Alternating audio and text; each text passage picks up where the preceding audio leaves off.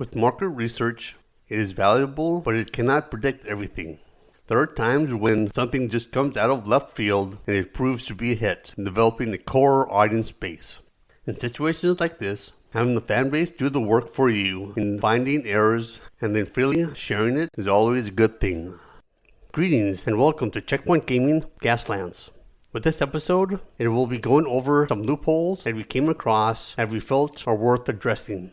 With the first loophole we will be looking at has to do with the recording of audience votes. Although most people will record their audience votes when they initially obtain them, there have been players who have forgot to record their audience votes and remembered them later in the game. In addition to this, a player in our group told us of an experience he had where he was playing Gaslands with some other people where one of them wrote down their audience votes when they initially obtained them, but then later thought that they forgot to record them. This player then asked if it was alright if they recorded the audience votes. We'll be giving this player the benefit of the doubt, and they generally forgot that they recorded the audience votes, but it helps to underscore the situation we're bringing up here. In order to make this better, an official rule should be released stating that the player will need to record their audience votes at the moment that they were obtained. If not, then said audience vote or votes will be deemed to have been lost. The second loophole we will be looking at has to do with head-on collisions with terrain when said piece of terrain is a non-destructible obstacle. With such collisions, we think that the vehicle should come to a complete stop and have its gear be reduced to 1. A new player pointed this out to us while we were doing a one-on-one, so if someone completely new to the game is able to see errors and loopholes found in the mechanics, it seems egregious, at least to us. There was also a Gaslands battle report that we watched where someone used the ignore rule to essentially transport to the other side of a building, which was only able to be achieved by using a long straight. With the current status of the rules, that was perfectly legal to do, but it came across as violating the principle of the rule, if not the strict letter of it. So in order to correct this, we think that the rule should be that if a player engaged in a head-on collision with a non-destructible obstacle, then the vehicle should basically have to skid to a halt, and the only way for it to get out of the situation is to go in reverse.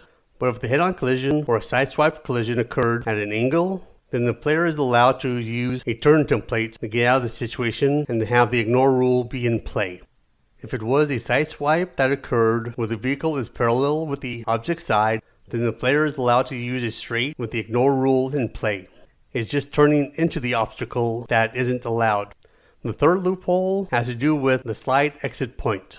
This is a bit of a low tier problem, but still worth mentioning.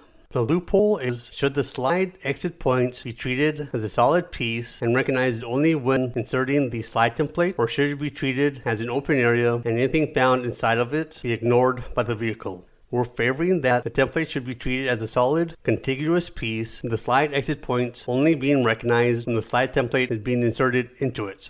Yes, this is a very niche situation, but we think it is something worth addressing just so that we have an officially published ruling regarding the matter. And the rule of carnage is fine for the time being. We just thought that it was something worth pointing out. The fourth loophole has to do with cover, where there is the possibility that a vehicle can be behind partial cover and the rules don't explicitly state what constitutes as partial cover. Yeah, it can be argued that it is addressed indirectly regarding the use of shooting templates to see if it is blocked by the terrain, but we're looking for something more concrete than that and have what constitutes as cover and partial cover officially addressed. For this series, we used our particular group's house rule for clarification purposes, but this should be officially addressed and covered in a future errata.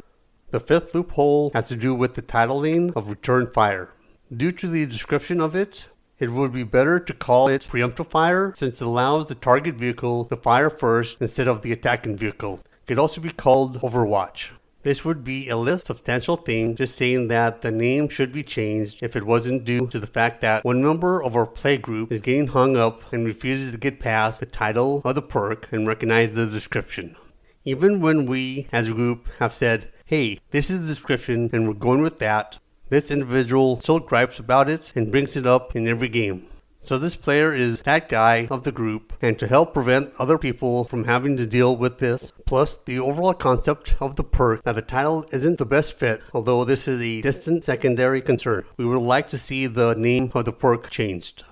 The sixth loophole has to do with the pit perk. We think that it would be a good improvement to include weight class restrictions to it since, at least to us, it would make sense for a lightweight motorcycle to successfully perform the pit against a heavyweight monster truck. So with that said, we suggest that lightweight vehicles can only perform pit against other lightweight vehicles, middleweight vehicles can only perform pit against light and middleweight vehicles, and heavyweight vehicles can perform pit against all weight classes. Regarding motorcycles and motorcycles with sidecars performing pit, we'll leave it up to those in charge of game publication to decide if they are willing to allow them to perform it. In addition to this, we'll also let them decide if four rigs or vehicles with a trailer can be the target of a pit. Before we end this episode, there's one last thing we would like to talk about. This one last thing isn't a loophole, but we just felt like mentioning it. With side-mounted weapons, an advanced rule can be added where it allows for optional determination of which side it will be mounted on. But this is just us throwing an idea out there for people to think about and discuss with zero expectation for it to be addressed.